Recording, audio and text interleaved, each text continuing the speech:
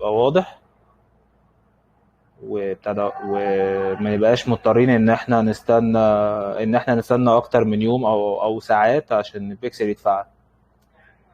فانا بس حابب الاول اشير سكرين. ثانية واحدة.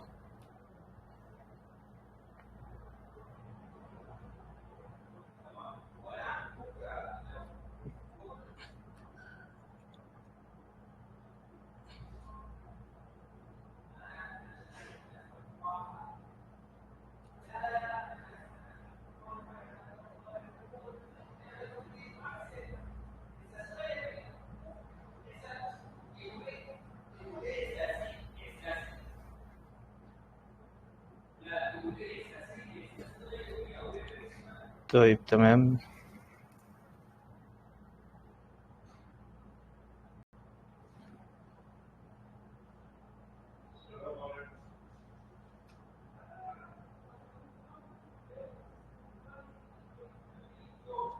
تمام كده السكرين شير واضحة.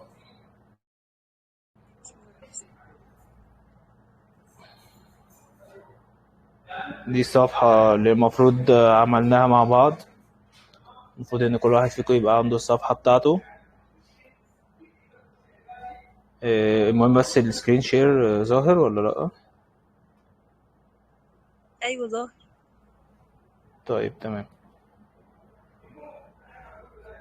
اول حاجة طبعا احنا هنيجي عند المدير الاعلانات الادز مانجر. خلاص المفروض ان احنا ظبطنا الايزي اوردر وظبطنا الموقع بتاعنا او المتجر بتاعنا. خليني كده بس اوريكم الاول. المفروض ان ده المتجر بتاعي اللي انا عملته 45 ستور. بياخد المسار ده easyorder.net. تمام. انا عملت اقسام حطيتها في الهيدر فوق هنا: شغلانيات، ملابس رجالي، ملابس حريمي. خليت هنا البانرات اللي بتظهر ان هو بحيث لما ادوس عليه يطلع لي الاوردر زي كده. انا دوست عليه. انا هنا عملت حاجة جديدة. ثانية واحدة، في دوشة بره، انا بعتذر جامد.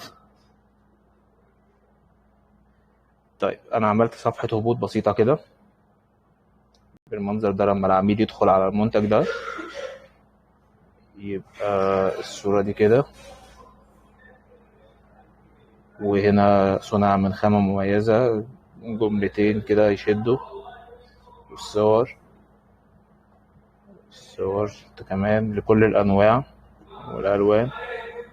وحاطط هنا شوية تقييمات والسعر قبل الخصم والسعر بعد الخصم. تمام. خلاص العميل لما يعوز يطلب هيطلب. مثبت له هنا يضغط للشارة في كل حتة بس. وادي الأقسام برضو، وهنا المنتجات اللي أنا استوردتها من الأفليت. نيجي بقى عايزين احنا نربط البيكسل. دي صفحة الكامبين بتاعتك. أول حاجة بتيجي عند setting هنا من البيزنس setting، من علامة الترس دي يفتح لك الصفحة بتاعة السيتنج بتاعة البيزنس. بتنزل تحت عند data sources. جميل. تختار data sets. تمام. عايزين نعمل اد. انا عملت البيكسل بتاعي المرة اللي فاتت اللي كان في اي بي تيست. هتعمل اد عادي جدا. هتسمي البيكسل بتاعك ولو مثلا في اي بي تيست 2. تعمل كرييت. طيب هتضيف نفسك مانجر.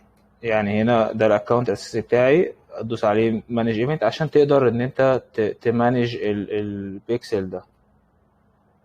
تمام. خلاص كده انا ضفت نفسي. هتعمل برضو اد اسيتس، اضافه الاصول. هتضيف الحساب الاعلاني بتاعك. بعد كده اد. كده انا ربطت البيكسل بتاعي بالحساب الاعلاني بتاعي، لسه ما عملناش اي حاجه. open in event، هيجيب لك بقى الايفنتس بتاعتك كلها.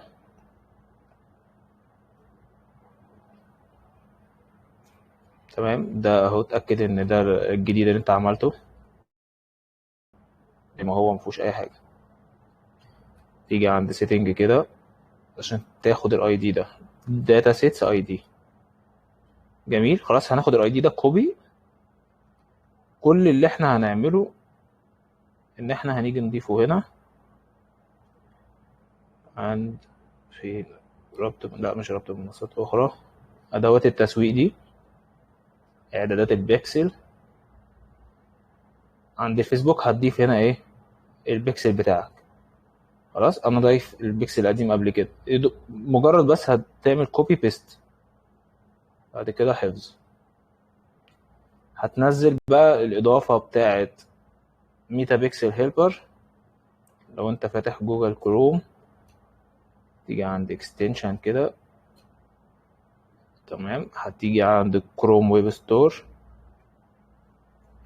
وتبحث عن الإضافة اللي هي اسمها ميتا بيكسل هيلبر. ميتا بيكسل هيلبر، وتدوس عليها، تمام، وتعمل لها اد. انا ضايفها قبل كده فمش هعمل لها ريموف. خلاص كده انت عايز تعمل تيست. هتيجي الاول، بس احنا بعد ما ربطنا البيكسل هتلاقيه بالمنظر ده. لو سمحت يا هندسه، اتفضل. وانا ممكن اعمل اكتر من بيكسل لاكتر من ويب سايت؟ يعني انا مثلا لو شغال مع اعمل ويب سايت خاص بالسعوديه، واحد بالامارات مثلا، واحد بمصر، ايا كان، يعني ممكن اعمل اكتر من بيكسل للفيسبوك، ولا هو اه بيبقى بيكسل طبعا واحد تقدر. ثابت على جميع المنصات دي؟ بص، في كام واحد، في كتير اهو. لا يعني انا اقصد وكمان هو بيكسل تقدر ان انت.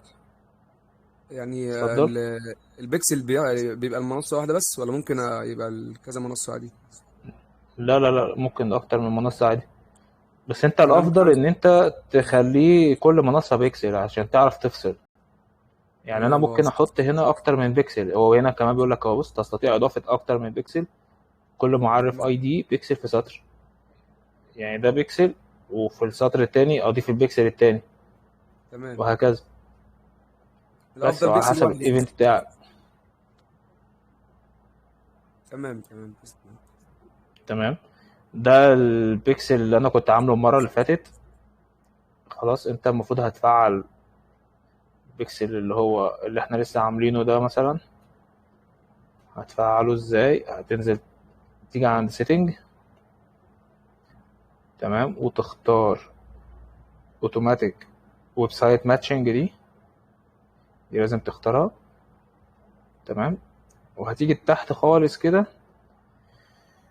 الفيسبوك عامل ميرج مثلا مع شوبيفاي وورد بريس والكلام ده كله. المنصه زي ايزي اوردر ويو كان والكلام ده كله لازم انت تضيفها مانيوال. فانت هتيجي عند كرييت allow list. حلو، هتيجي هنا تقوم حاطط الموقع بتاع ايزي اوردر بس بالمسار ده. يعني مثلا ايزي اوردر اهو، ده من غير دوت، من غير دبليو دبليو دبليو، من غير اي حاجه. هتعمل كده، بص، هتيجي تمسح بقى دبليو دبليو دبليو دوت ايزي اوردر دوت نت دي، تمسح السلاش، تعمل نيكست، تمام، كونفيرم. خلاص اهو allow. جميل، كده انت ضفت الموقع بتاعك، ربطته. هتيجي تعمل، انا بس خليني اشتغل على البيكسل بتاعي. نيجي هنا مثلا، دخلت على المنتج ده، تمام، بص، هيقول لي ان في حد دخل شاف الصفحة، في حد دخل شاف محتوى اللي هو ب 250 ده. جميل، طيب احنا هنعمل ايه؟ ضغط هنا للشراء. ماشي، انا دلوقتي جربت اعمل اضغط هنا للشراء. هيجي يقول لي ان في كليك اتداس على اضغط هنا للشراء. جميل. وهيقول لي انا قاعد في الصفحة قد ايه، وهيجيب لي بيانات كتيرة جدا انا محتاجها. نرجع تاني للايفنت ده بعد ما عملت الاعلان وبتاع، بس انا ما كملتش الاعلان علشان كان عايز دفع وانا ما دفعتش.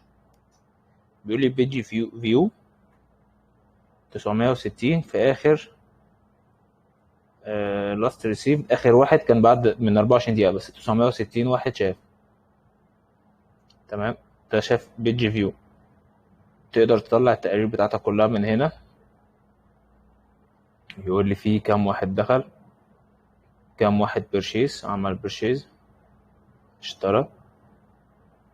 تمام. في كام واحد عمل اد تو كارت. جميل. خلاص. كل ده معلومات بتبقى موجوده في الفي اي في الايفنت في البيكسل، قصدي انا اسف. جميل. طيب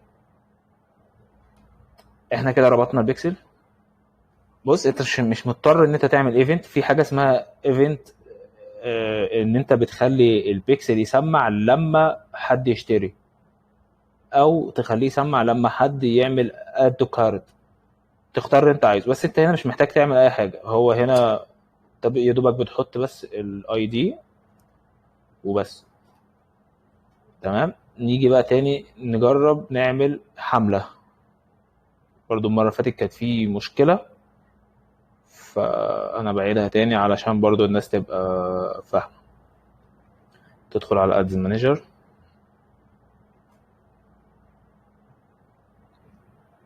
في حد بيبعت رساله. تمام. بعد إذنك يا باشمهندس، اتفضل. عايزة كل الحاضرين هنا طبعا. باشمهندس محمد بعت شفابينا الرقم دوت. كل واحد يبعت اسمه كان رقمه بتاع الواتساب عشان هنبدأ نفلتر الجروب عشان الناس اللي مش بتحضر. سامعيني يا شباب؟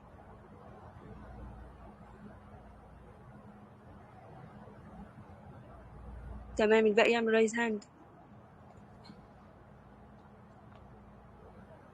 سامعني؟ هنبعت لحضرتك الرقم الواتس على الجروب على التليجرام يعني. الاسم تبع كل واحد ورقمه بتاع الواتساب يبعته لأستاذ محمد. هو بعت مسج اهوت على الجروب. تمام. تمام كده. تمام. كل اللي موجود سامع، المفروض كده حاضر 11.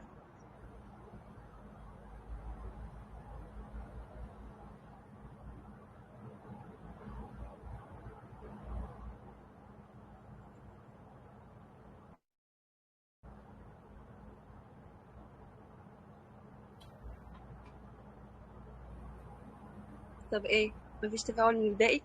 ايه يا شباب، اللي فاهمني يعمل رايز هاند بعد اذنكم.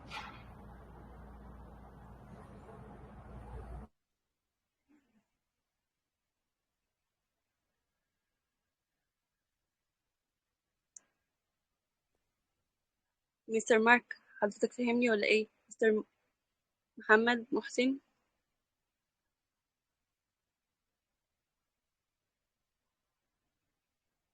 ما كله تقريبا عامل رايز هاند كده ما عدا بس فاضل واحد بس. واحد. مم.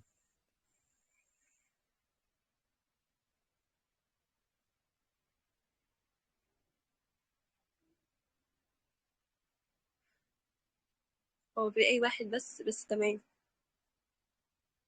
تمام يا باشمهندس، تقدر تكمل. نعتذر طبعا على المقاطعة. لا لا ولا يهمك. تمام. خليني برضو استغل الناس اللي رافعه ايديها، ولو في اي حد عنده اي سؤال بحيث ان انا بس ارد عليه بسرعه.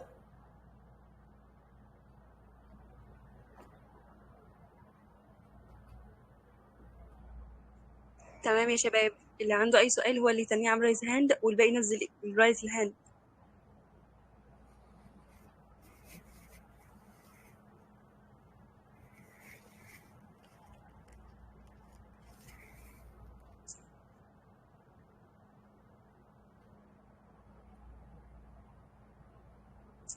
طيب انا هفتح المايكات يا باشمهندس، ولو في اي حد عنده سؤال يقول يتكلم يعني. تمام. هو انا هبعت معلش رقم تليفوني على الواتساب صح كده ولا؟ في دكتور محمد بعت مسج على الجروب، تمام، كاتب لكم فيها ليه يا اخر شباب هنا. اخر مسج دي موجوده؟ ثواني. هي اخر مسج مبعوثه من مستر مهند، السيشن بدات في قبلها. جماعه السيشن بدات، انتوا فين؟ بعدها مفيش حاجه تانية بعدها. اللي بعت المسج محمد سامي. VIP كورسز. ماشي بعتولي. خلاص ماشي تمام، هبعتهولك. شكرا. شكرا لله. تمام، في اي حد عنده سؤال؟ مفيش مكان نكتب فيه مكتوب بس only admins can send message. معايا؟ بتقول ايه؟ عايز اكتب الرقم بس مكتوب only admins can send the message بس، فما فيش مكان. انت في الجروب التاني، في جروب تاني اسمه VIP افريت مارك شات. ابعتوله برايفت يا شباب. طيب نبعتها البرايفت.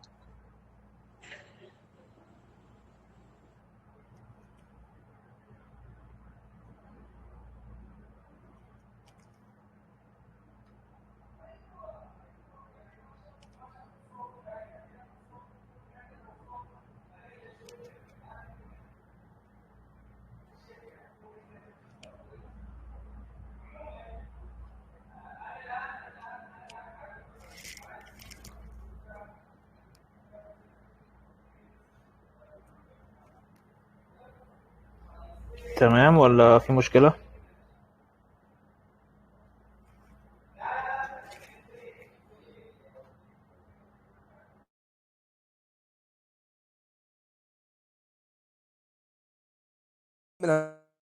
هندسه بقى خلاص الوقت بس.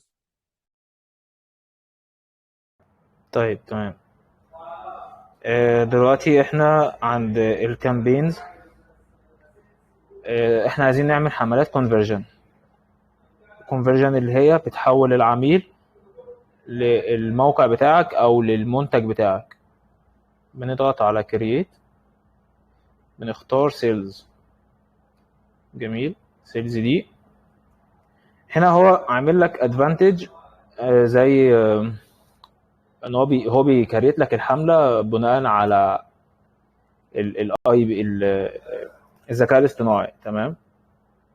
احنا عايزين نعمل مانوال، حمله مانوال، هنظبطها احنا مانوال.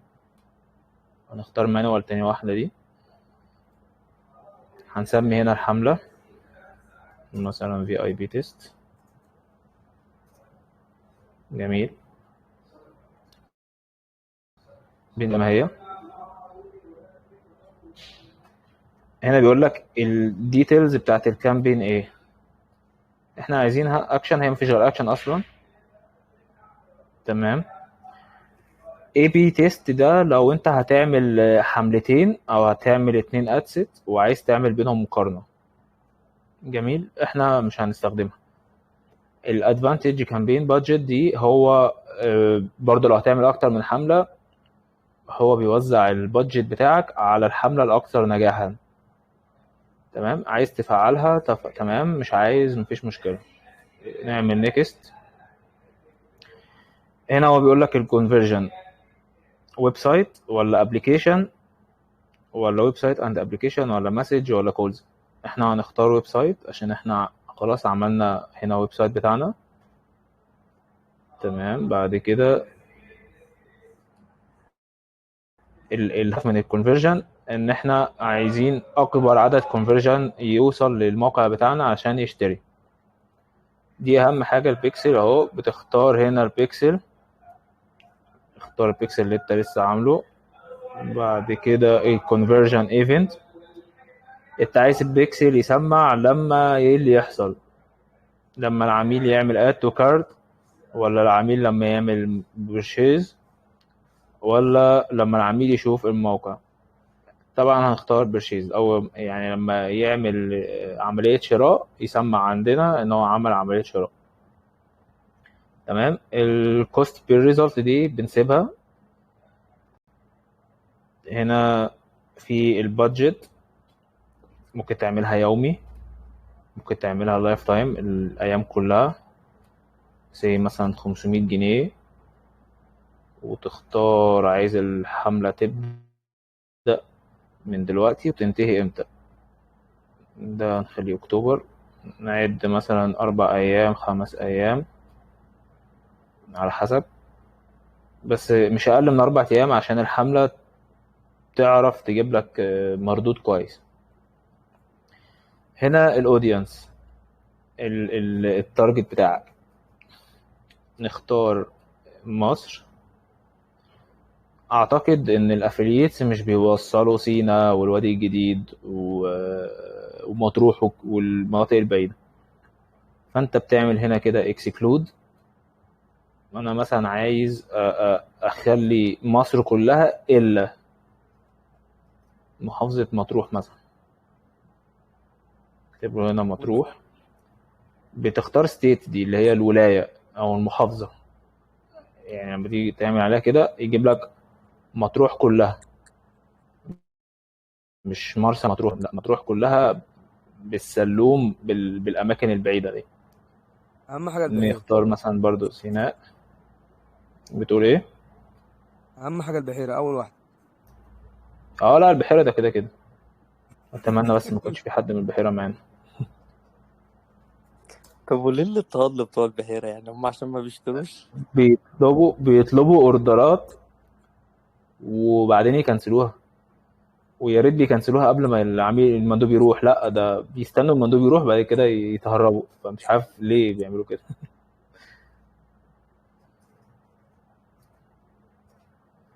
هنا محافظة شمال سيناء، هو ساوث سيناء، عايزين بقى شمال سيناء، محافظة شمال سيناء. هنا بليز بليز بليز، لا أنا عايز ولاية.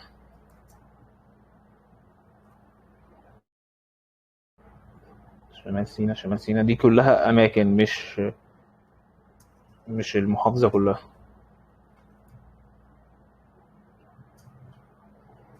احنا ممكن نعمل نورث سيناء اهي. تمام. برضو نعمل محافظة البحيرة، ولا بلاش عشان محدش يزعل. كده احنا عملنا مصر كلها الا مثلا ال3 اماكن دول. الوادي الجديد برضو، عشان الوادي الجديد ده كبير جدا، شامل الواحات كلها، كبير كمساحة، بس عدد سكان قليل. خلاص احنا عملنا ده كده. نيجي بقى لحتة السن. هو هنا الادفانتج ده لو سبته المفروض ان هو بيجيب لك العملاء زي العملاء اللي كانوا بيجوا لك قبل كده. نفترض ان انت لسه اصلا الصفحه بتاعتك جديده، فانت هتعمل مانيوال، لا مش من هنا، سويتش تو اوريجينال دي. تمام. نعمل له بس ريسيت يور ستار كده عشان الوقت. تمام اهو. نختار مثلا السن، خليه اهم حاجه يكون اعلى من 19 سنه او 20 سنه، عشان اي حد بيبقى اقل من 19 سنه واطفال وكده بيعملوا السن بتاعهم 18. احنا عشان نتفادى شريحه كبيره تبقى فيك نختار مثلا 20، ومثلا من 20 ل45 55 مفيش مشكله. الجندر خليه اول زي ما قلت المره اللي فاتت. أستاذ مهند الحاجات الرجالي معظمها الناس الستات بيطلبوا لجوازهم ولبناتهم. أستاذ مهند اتفضل. سامعني؟ تمام. معلش فيها بس حد عامل ريز هاند فهشوف لو عنده سؤال وكده. اتفضل محمد كمان اتفضل. هندسه لو حبيت اعمل في الاستهداف محافظتين 2 أو 3 بس، هخليها من الاول خالص صح، بدل ما اجيب مصر كلها واقعد اشيل محافظات. بدل ايجيبت دي هتعملها محافظه كذا. يعني بقدر اضيف اكتر من طبعا تقدر تضيف اكتر من محافظه براحتك. انت تقدر تضيف حي كمان، مش محافظه بس. يعني لو انت مثلا من القاهره ممكن تضيف مدينه نصر بس، مصر الجديده بس، بالكلام ده يعني. تمام، تسلم يا هندسة. تمام. تمام. في اي حد عنده اي سؤال تاني؟ لا حضرتك مفيش، لو فيها تمام، بقى أبلغ حضرتك.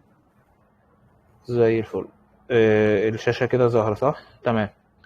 احنا اخترنا خلاص السن. الجندر هنا زي ما قلنا علشان في ستات كتير بتطلب لجوازها وبيطلبوا لأولادهم.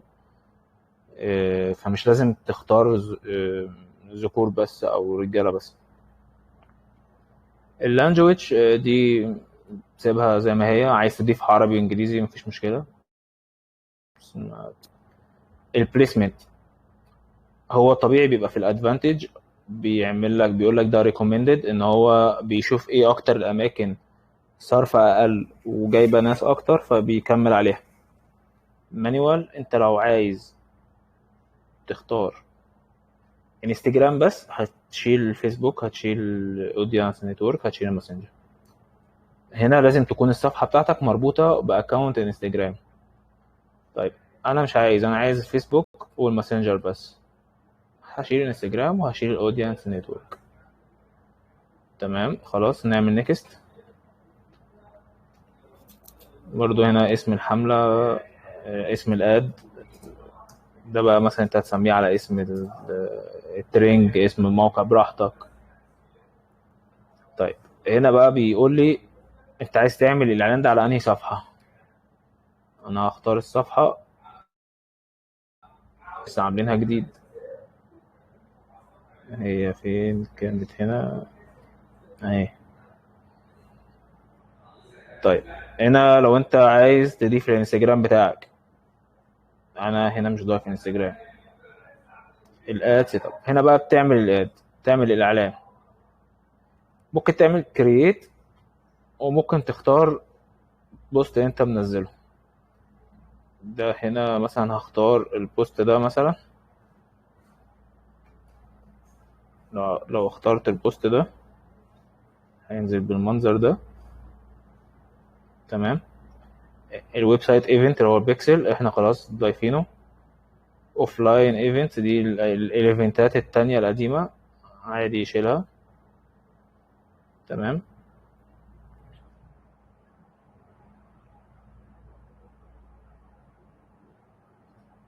احنا لو اخترنا بوست موجود هيقول لي هنا خطأ. ليه؟ عشان هو اصلا احنا عاملين الغرض بتاعنا ان هو يحولنا للموقع، فهنا مفيش اصلا موقع. يعني بص، لو بصيت هنا هتلاقي هنا مكتوب سند مسج، فاصلا كان الاعلان ده رسائل، فكده ما ينفعش، هيقول لك في مشكله. طيب انت نجرب نعمل تشينج كده، نشوف هنا هيطلب مني ايه. برضو كول تو اكشن مفيش اصلا بوتون. فانت الافضل ان انت هتعمل اعلان كرييت اد من اول هنا. ليه؟ هيديك بقى الاوبشن بتاعك، تختار تحط صوره واحده او فيديو واحد او الكروزل. ده ان انت هتضيف اكتر من صوره ويبقى المنظر اللي هو ايه، اللي هو يقدر يعني ايه يغير الصوره. يعني بص هوريك برضو عشان تبقى الموضوع واضح. نعمل هنا فين الصور، نرفع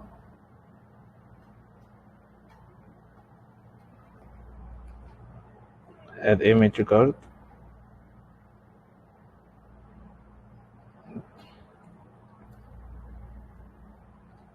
تمام.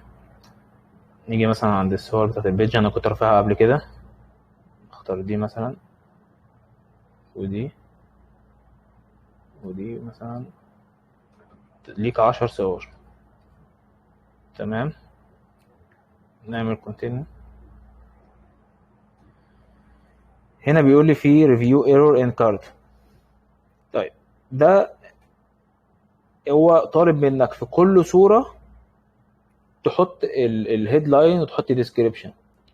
بمعنى ده مثلا منتج حلو، خليني هنا مثلا عند المنتج الاولاني ده اسمه مثلا امريكان ايجل.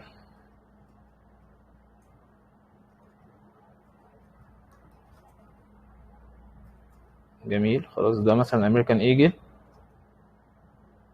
وهنا الديسكريبشن هتكتب بقى انت التفاصيل بتاعتك.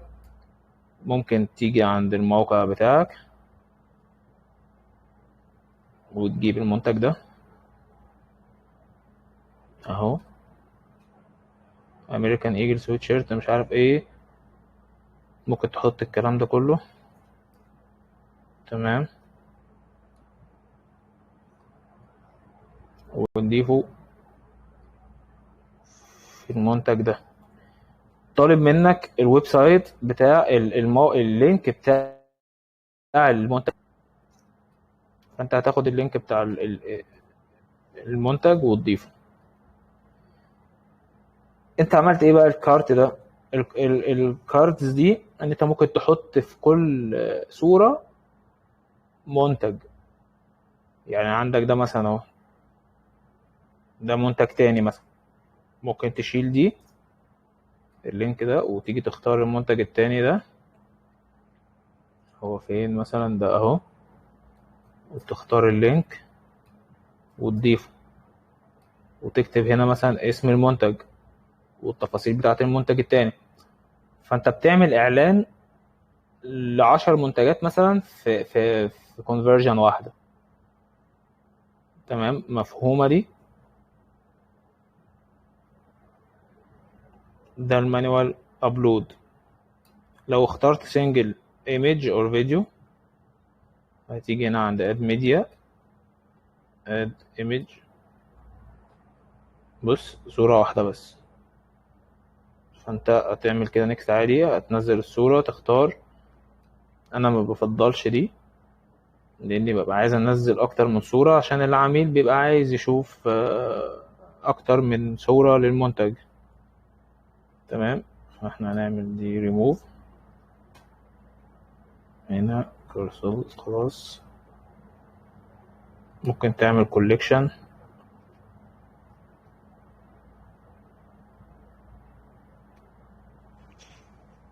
أستاذ مهند، في حد ده عنده لازم سؤال. يبقى فيه تمبلت قبل كده تكون انت محضره. أستاذ فاحنا محمد، هنختار تاني واحدة دي. حد بيتكلم؟ في بس حد رفع إيده، معلش. اتفضل. محمد كرمية، اتفضل.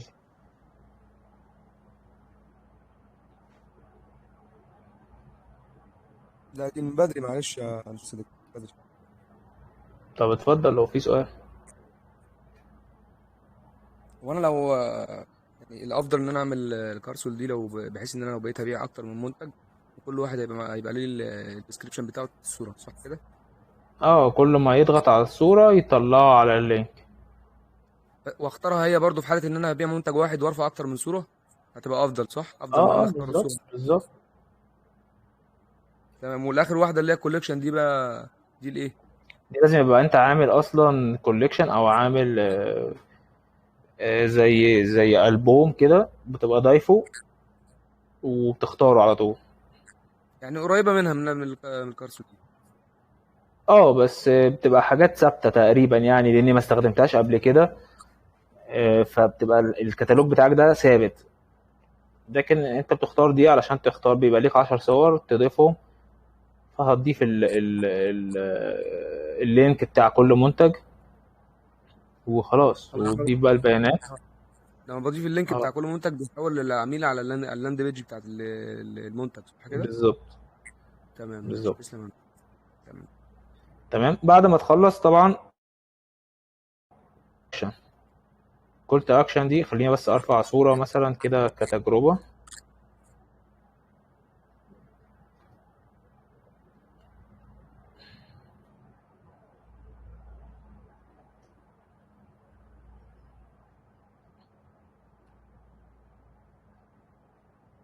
نختار مثلا الصورة دي.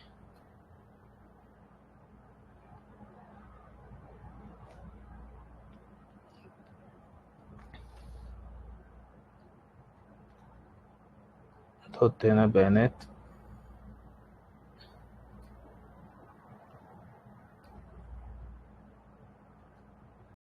تمام.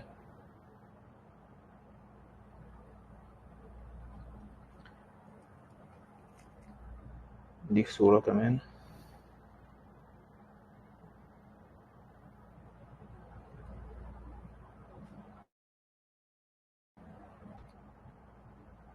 تعمل هنا edit عليها. ده الهيدلاين اللي هيظهر في الصورة، مثلا خصم 50%. نيجي نبص كده ده هيظهر فين.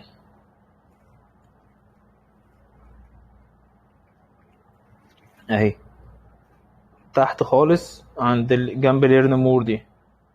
فده الهيدلاين بيظهر هنا تحت، وفوق هنا الديسكريبشن. تمام. هنحط هنا اللينك عادي، لاني بس انا بحط اي لينك مش كله عشان اصلا عامل اعلان قبل كده. خلاص هنا الديسكريبشن ده ممكن تحط ديسكريبشن منفصل، يعني مثلا نكتب مثلا شحن مجانا. خلينا نشوف كده هتبقى موجودة فين.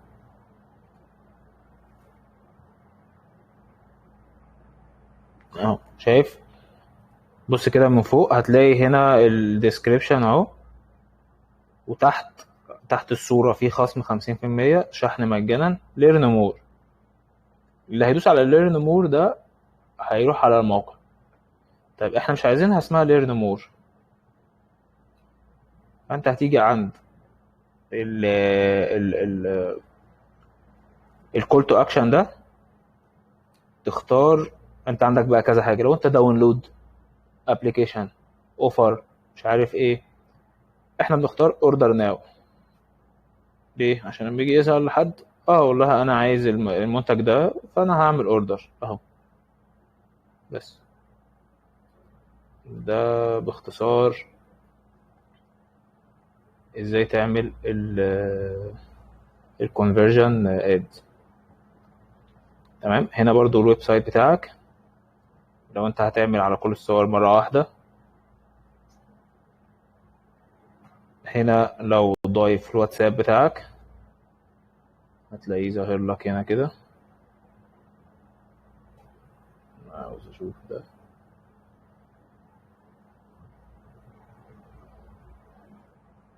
تمام. البيكسل اللي احنا ضايفينه. بس كده انت اعلانك تمام. ممكن نلغي الواتساب ده، ان احنا مش عايزين رسائل.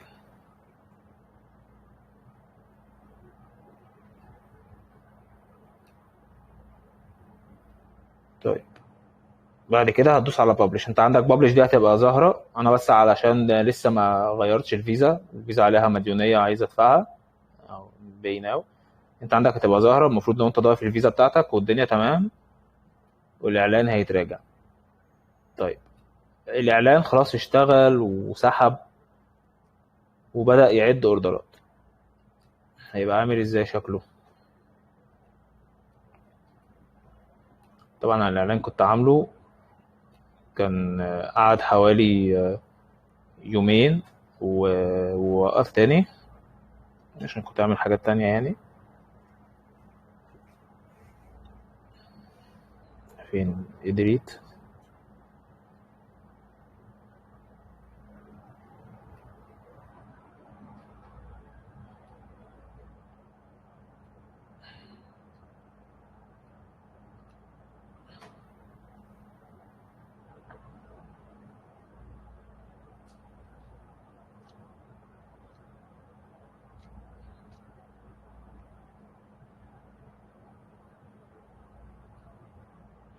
طيب ماشي،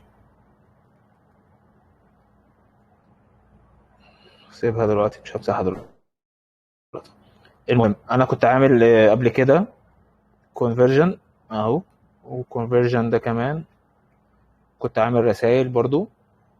فخليني بس نختار الكونفرجن دلوقتي. دي الاعلانات الكونفرجن اللي اتعملت. نختار التاريخ ماكسيمم من اول ما بدأ.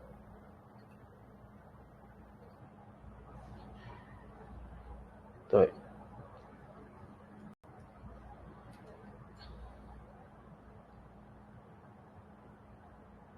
اهو البيكسل منور متفعل.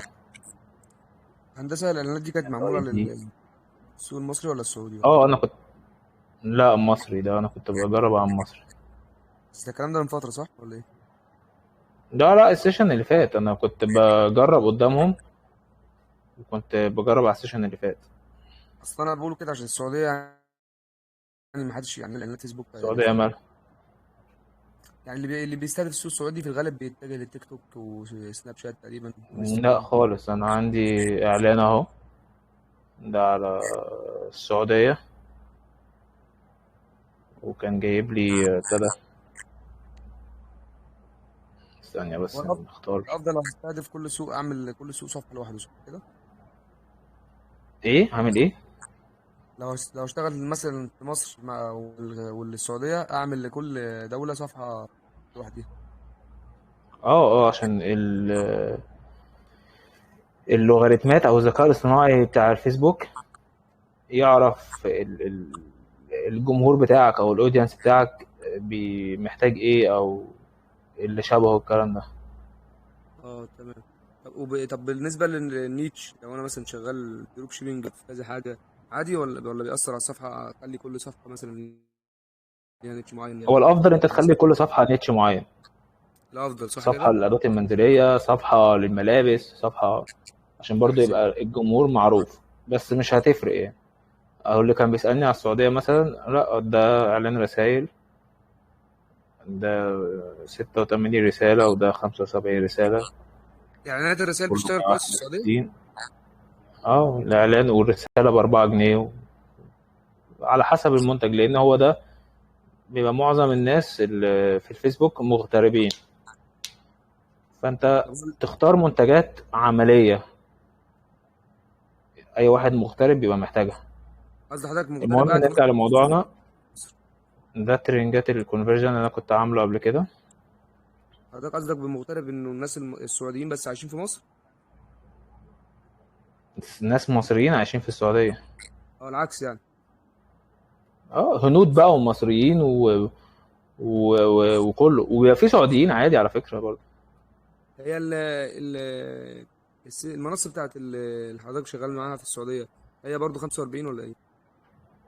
اه وعندك تاجر وعندك الكسيبة، عندك اكتر من مكان يعني. ما انا فاهم يعني المهم ده 45 ستور. الكونفرجن. تمام اتفضل. بتقول ايه؟ 45 ستور ده الويب سايت بتاع حضرتك ولا برضو على اسم المنصه ولا ايه؟ ده سيستم عليه منتجات انت بتختارها عشان تعمل لها سبونسرات. تمام. ده اعلان الكونفرجن. النتائج طالعه مش احسن حاجه، لان هو قعد يومين بس، المفروض انت مش اقل من 4 ايام عشان تعرف النتائج بتاعتك. المهم ان الادز ده جايب لي 6 برشيز، ده واحد، ده واحد، كله 8. هو مسمع 8 تمام، بس هما كانوا جايبين اكتر من كده. ليه؟ علشان ساعات مش بيسمع الايفنت من اجهزه معينه، الحاجه اللي هي اسمها الاي بي اي، موضوع كده معقد شويه هبقى اشرحه بعدين. بس ده 8. طيب ندخل هنا على المنصه بتاعتي نشوف ايه ال8. عندي رحت الاحصائيات، عندي 5 طلبات جديده، 8 هنا 8 طلبات. تمام، 5. ده جديد جديد جديد مشوفتوش. العميل بتلاقيه داخل كاتب لك اسمه ورقم تليفونه، العنوان ايه. جميل، ده مثلا طلب 111، كان ده طالب 2.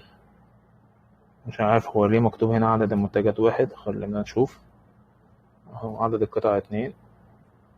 طيب نيجي بقى، المنتج ده مثلا كان تقريبا على افلييت العالمين، نختار افلييت العالميين، ده انجزني ده. تمام، انت هنا اللوحة دي هو بس بيقول لك ان 8 طلبات عاملين 3200 جنيه. تمام، ده مش مكسبك، ده التكلفة بتاعت 8 طلبات. جميل، دي بقى موضوع محاسبة بقى، المفروض ان انتوا عارفينها. معدلات التحويل، معدل الضغط على الشراء، مش عارف معدل اضافة كروس سيل، دي انا مش مفعلها، بس انت بيقرا لك هنا. تيجي بقى هنا اهو، انت عايز تتأكد، تدخل على الطلبات عندك. هو هنا انا عايز اشوف مثلا الشخص اللي اسمه اسلام يوسف، اهو اسلام يوسف، بيقول لي هنا في انتظار التأكيد. هم تقريبا كلموه ما ردش او حاجة. فعلا مختار 2. بيقول لي العميل مش بيرد، العميل ما بيردش عليه. فانت طبعا معاك رقمه، ممكن تدخل على الرقم بتاعه وتكلمه، تقول له مثلا حضرتك الشحن عند حضرتك بس مش بترد. تمام، فهنا بيظهر لك كل حاجة يعني. محمد الغالي ده، هو ثواني. تمام يا جماعة، والله كنت هزعل أوي لو كل ده الشاشة مش متشيرة. طيب هنا ده في التوصيل مثلا المنيا، الشاشة شغالة متقلقش. بيقول لي بعد ما تم الرد والاتفاق الموبايل ما بيردش. فاهمني؟ فانت تقدر بقى ايه تهندل الدنيا دي. ده في التوصيل، ده كان تقريبا مغير المقاس، ده اكتمل، ده خلاص ده استلم والفلوس نزلت. بس ده اصلا لا، ده قديم، ده من شهر كام؟ اه معلش يا أستاذ ده مهند، في حد عنده ده سؤال بس. 2022. بتقول ايه؟ في حد عنده سؤال بس، معلش. اتفضل، اتفضل معايا. أستاذ محمد كمال، اتفضل اتكلم.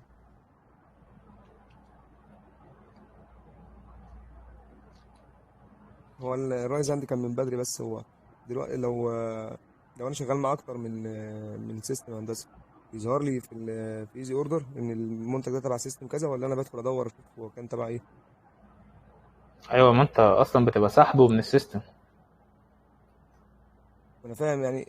لو انا مثلا شغال في ملابس مثلا، وخدت ملابس من اكتر من سيستم، وكل منتج اصلا بيبقى مكتوب عليه، او انا ببقى عارف مثلا، لازم ابقى عارف ده جايبه منين وده جايبه منين وكده. ايوه، ما انت عارف خلاص. لو انت بتنسى بسرعة، فانت ممكن تدخل على المنتجات، تمام. تشوف المنتج ده مثلا، هتعمل هنا تعديل، ربط المنتج بشركة افريد اهو، هتلاقيه معلم على انجاز. تمام. الموضوع بسيط يعني. تمام. وانت هتبقى اكيد انت مش هتبقى شغال مع مليون افليت، هم اصلا رابطين مع كام افليت بس، وانت هتبقى خلاص عارف الدنيا. يعني جامايكا انا رابط مع جامايكا ومع انجاز، في طب هنا حضرتك اوردرات اصلا كانت على جامايكا.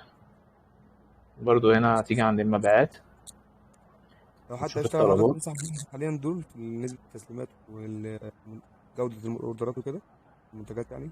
ايه؟ لو حد هيشتغل، حضرتك تنصح بجامايكا وإنجزني حاليا؟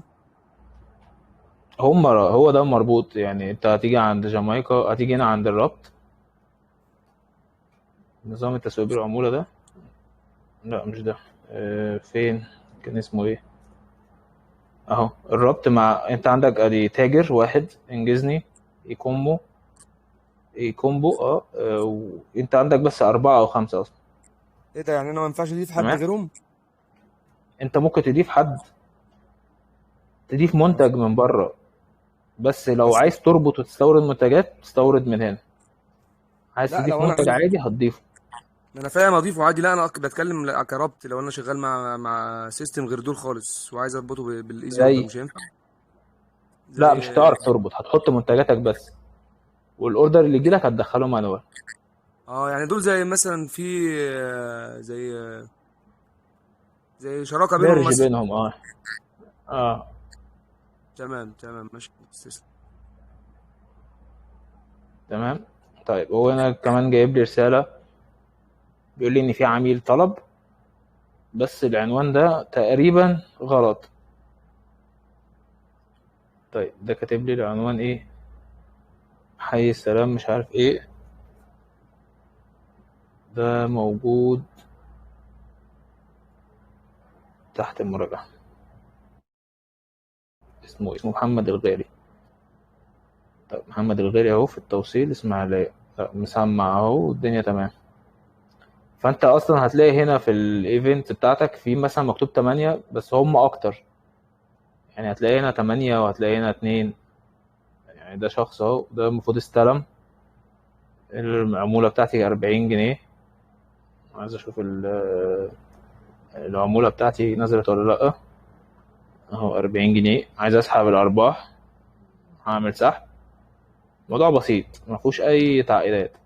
انت بس حتى هتيجي تدخل تشيك تشيكة كده كل كام يوم، تشوف مين اللي ما بيردش، مين اللي مش عارف بيتهرب. تبعت له واتساب، عايز تكلمه في التليفون براحتك. شوف ايه الدنيا، ممكن حد عايز يغير مقاس، حد عايز يغير لون.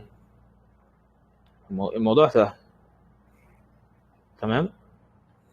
بس كده احنا وربطنا المنتجات وعملنا الاعلان واللي النتيجة بتاعت الاعلانات خلاص ظهرت لنا اهي. طبعا انت لو عايز تعمل بقى اعلان كمان مكمل لرسائل زي ما وريتك برضو، انت مجرد هتعمل كرييت وهتختار هنا الانجيجمنت وبعد كده هتختار رسائل. والموضوع برضو هتمشي زي ما احنا مشينا. تمام. هتختار نيكست اهو، هتختار هنا مسج. دي كده هتبقى الاعلان رسائل. هيقول لك حتى الكارت بتاعك ايه، كليك تو مسج. هنا بتختار الصفحة بتاعتك. نفترض لو دي مثلا انا دي رابطها بصفحة انستجرام ورابطها برقم واتساب، فهيجي لك بقى البادجت بتاعك. برضو هتعمل نفس الكلام، ديلي بادجت، لايف تايم بادجت. تختار اللوكيشن. الادفانتج ده ممكن تسيبه او ممكن تختار انت سن معين. انا نسيت اقول لكم على حاجة. الاعلان اللي فات احنا ما ضفناش التارجت. هتلاقي هنا الديتيلز التارجتنج دي. لو احنا مثلا ممكن تسيبه مفتوح. في ناس كتير بتسيب التارجت بتاعك مفتوح، مجرد بس بتختار السن وتسيب التارجت مفتوح. انت هنا مثلا هنبيع ملابس مثلا، تيجي تكتب مثلا ملابس كلوزنج. تمام. تختار على سجست دي شوبينج. تمام، عايزين شوبينج مثلا اونلاين شوب. انجيجمنت شوبرز. انجيجت شوبرز. تمام. دي اللي هم المتسوقين المتفاعلين، الناس اللي هي متفاعلة. تي شيرت، دريس. انت بقى بتختار التارجت اللي انت عايزه او اسمها ايه، الانترست اللي انت عايزه. تمام. وبرده هنا البليسمنت زي ما قلنا المرة اللي فاتت، لو عايز تختار انستجرام بس، عايز ماسنجر بس، فيسبوك بس. برضو نيكست. لو عايز تكاريت اعلان عادي. هنا بقى لو انت عايز تعمل اعلان موجود اصلا على الصفحة خلاص عادي، تختار سيلكت بوست. نختار مثلا المنتج ده كونتينوي. بعدين هتختار، هو هنا خلاص اوتوماتيك هيعمل لك سند مسج او سند مسج. دي في تاني يا أستاذ الاعلان للناس هنا. حد عنده سؤال؟ سند مسج. اتفضل. محمد كامل اتفضل. هو التارجت ده هندسه بتعمله برضو زياده استهداف يعني، اللي حضرتك لسه عامل لك نقط دول 4. مش سامع، ممكن تعلي صوتك؟ التارجت اللي حضرتك لسه عامله ده برضو يعني زياده الاستهداف، لازم اعمله ولا ممكن اسيبه ولا لازمته ايه اصلا؟ ما انا بقول لك ممكن تسيبه عادي، تسيبه مفتوح عادي. وممكن تختار اللي انت عايزه، الاهتمامات اللي انت عايزها. حد مهتم بالملابس، حد مهتم بالموبايلات، حد. فانت براحتك خالص. لما الكامبين بتشتغل ازاي اقرا الداشبورد بقى واقدر يعني احكم على الكامبين اذا كانت ناجحه ولا لا، او امتى اكمل او ما اكمل انا سكيلز. برضو انا برضو لسه موريك. طيب انت مثلا ده لا خلاط، انا بتلخبط بصراحه في في المسميات تي بي ام ده اعلان كان رسائل. ايه. ماشي ركز معايا، ده اعلان كان رسائل ده. طيب انا هنا بيقول لي الاعلان ده جايب لي اهو الريزلت، النتيجة 86 رسالة، 75 رسالة، خلاط واحد وخلاط اتنين. تمام، هنا سعر الرسالة 4 جنيه و86 قرش، هنا 4 جنيه 69 قرش. تمام، يعني التوتال المتوسط بتاع الرسالة 4 جنيه 78 قرش. بيقول لي إن أنا التوتال كام؟ صارف توتال على كل ده 769 جنيه. طيب أنا من ال 161 رسالة دول سي مثلا بعت 4 أوردرات 5 أوردرات، ربح الأوردر 30 ريال. أنت بتحسبها. هو هنا الإعلانين قريبين لبعض بالظبط، يعني تقريبا نفس السعر، نفس سعر الرسالة تقريبا. هما كانوا فأنت اعلانين مش الاتنين بالنسبة لي اعلان واحد. ناجحين. عشان الاتنين أصلا طالعين نفس الكرياتيف. تمام، فأنا بالنسبة لي الإعلانين ناجحين، فخلاص مش هوقف منهم حاجة. تعالى هنا مثلا، هتلاقيني هنا مثلا الترينج تراك سوت ده بيقول لي اللي هو ال- رقم 2 ده 6 مبيعات، المبيعة الواحدة مكلفاني 51 جنيه. الإعلان ده تاني واحد ده جايب لي مبيعة واحدة ب82 جنيه، فخلاص أنا وقفت ده وكملت على اللي فوق، علشان عارف بعد يومين 3 سعر الرسالة ده بدل ما 50 هيقل يبقى 30. كل ما الوقت يزيد خلاص هيبقى معروف الناس اللي جاية، الفيس هينقي لي الناس اللي هي تقدر تشتري، هتلاقي سعر الشراء قل. طب لو بس فانت انا من بناء فوق. على الاحصائيات دي بتختار. تمام. طب من فوق بقى لما حضرتك شلت الانستجرام، لو انا سبت الانستجرام وخليت الاعلان على على الفيس وانستجرام، ده هيقلل من طبعا، يعني هيسحب بادجت اعلى ولا بيقسم البادجت بين الاثنين ولا ايه؟ يعني الافضل ان انا اشيل الانستجرام خالص لو انا. ما بتتحسبش كده، في ناس بتختار الانستجرام بس، مثلا الانستجرام بس، ماشي. لو انا في ناس عامل صفحه بتختار على فيسبوك الانستجرام بس. وعليها نفس المنتجات برضو، اخلي الاعلان على المنصتين يبقى افضل بحيث انه يبقى الانتشار اعلى، ولا كده يبقى ما هو ده برضو البادجت على حسب قرايتك. يعني على حسب ايه؟ دي انا بوريك التولز اللي انت تعملها. انا بقول لك مثلا الكيكه دي المكونات بتاعتها 1 2 3 4. حد بيحبها مسكره زياده، حد بيحبها شوكولاته اكتر، حد بيحبها مش عارف دي على حسب انت شايف المنتج بتاعك بيتباع ازاي. يعني سي مثلا الفوتوغرافرز الانستجرام عندهم افضل من الفيسبوك، بيبيع اكتر من الفيسبوك. الملابس اللي هي براندات اللي ليها سيشنات صور افضل من الاخر، اي حاجه الصور يبقى انستجرام افضل. اي حاجه لا انا حابب بتكلم في تبين نقطه ثانيه خالص، يعني مثلا العلامه بتاعتها يبقى الفيسبوك. انا بتكلم في فهي حاجه على تانية. حسب. لو انا حاطط بادجت مثلا 500 جنيه او 1000 جنيه مثلا، تمام، وهبيع المنتج مثلا وليكن ترنج او شوز او اي حاجه، وانا مثلا هبيعه على الفيس، تمام، والانستجرام موجود عليه برضو نفس المنتج بالصفحه عندي وكده. لو انا بقى كملت المنصتين مع بعض، يعني مثلا لو كملت بال 500 جنيه على فيسبوك بس، كده كده اللي كامبين هتشتغل على الفيسبوك بس بالمره بقى، يعني تمام. اقصد مش هبقى خسران حاجه لو عملت انستجرام، ويمكن حتى لو جاب عملاء او ما جابش، كده كده انا معتمد على الفيس، ولا ساعتها ايوه، ما هو كده هاجي كده انت مش هتخسر حاجه. انت هتعمل 3 4 اعلانات، تمام، تمام. بتست الانستجرام بتست الفيسبوك، تشوف الاعلان ده ناجح في انهي منصه اكتر. اه تمام. الناجح بتكمل فيه واللي مش ناجح بتوقفه. اه لا انا كنت بتكلم على ان الفيس والانستجرام تبع بعض، فهو يعني اللي هو لا، مفيش حاجه اسمها تبع بعض، دي منصه ودي منصه. انت تقدر اه تعمل اعلان من الفيسبوك، بس دي منصه وليها يوزرز، ودي منصه وليها يوزرز. وانت على تمام انستجرام بتبقى شايف الاعلانات عامله ازاي، مثلا هناك ليها طابع مختلف، ليها زبونها ايوه من الاخر. تمام تمام بس مش ماشي اكتر يعني. تمام. حد تاني عنده سؤال؟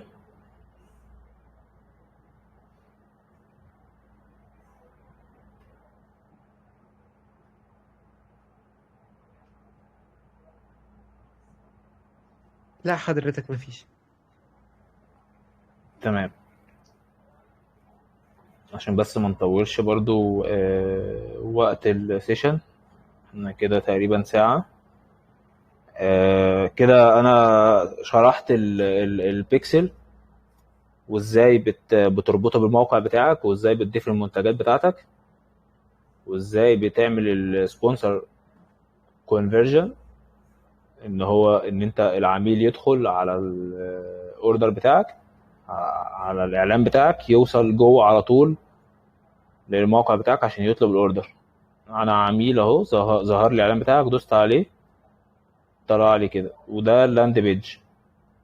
اللاند بيج دي انا عاملها مصممها بالمنظر ده، بحيث ان هي تشد العميل. وفي برضو لاند بيج تانية اللي هي العادية، اللي هي صفحة الشراء، تبقى صور ومعلومات وخلاص، والصور كلها هنا، وبرضو ايه بيشتري من هنا. انت بقى حابب تعملها بالشكل ده، حابب تعملها بالشكل ده، براحتك انت برضو، ودماغك، وتشوف الدنيا ماشيه معاك ازاي. وهنا زي ما وريتك برضو، رحت الاحصائيات دي، تقدر ان انت تقرا من عليها كل اللي موجود. تمام. الاشعارات دي بيجي لك مثلا يقول لك في مشكله او في حاجه، وبعد كده برضو عند المنصه نفسها السيستم تشوف هنا النوتيفيكيشن بتاعك، بيقول لك الاوردر الفلاني في كذا، في مشكله، العميل مش بيرد، المنطقه دي خارج النطاق. خلاص انت بقى عرضت اعلاناتك للبيع، هتتفرغ بقى للمشاكل اللي بعد كده، شغل الاوبريشن. بيقول لي بعد ما رد والاتفاق ما بيردش تاني. تمام. ده منين؟ ده من المنيا. ممكن تاخد الرقم، تكلمه انت، تبعت له رسالة، تمام تمام، تهندل الدنيا برضو بدماغك. بس فدي كده السيشن بتاعت النهارده، ربط البيكسل بالفيسبوك، وازاي تعمل الاعلانات بتاعته، والكونفرجن بتاعه. ان شاء الله السيشن الجايه هتبقى هي بس على تيك توك، برضو بيكسل تيك توك، وربط تيك توك، وازاي تحط الكونفرجن على تيك توك، وتعمل اعلان على تيك توك برضو، وت... وتنطلق. الفرق اللي هيبقى في التيك توك ان هو هيبقى فيديو مش صور. فيسبوك برضو تقدر تعمل فيديو او صور. تمام. في التيك توك بيبقى غالبا فيديو، وهبقى اوريكم ازاي برضو تشد العميل، ونحاول نعمله على السعودية، لو ما عرفناش نعمله عادي في مصر. تمام. انا كده خلصت، عشان برضو ما نطولش عليكم، كم معلومات يبقى كبير. لو في اي حد عنده اي سؤال يا ريت يعرفني، وهستأذن استاذ محمد ان هو يبعت لي السيشن فيديو عشان ارفعه على اليوتيوب، شانل اليوتيوب برضو، بحيث ان كل سيشنات تبقى موجودة. تمام حضرتك أكيد. حالا. يا جماعة أنا حطيت لكم اللينك بتاع الفورم بتاع الحضور، برجاء إن كل الناس تبقى تسجل فيه. تمام. دلوقتي لو أي حد عنده سؤال يعمل ريز هاند عشان خاطر الكوتش يرد عليه.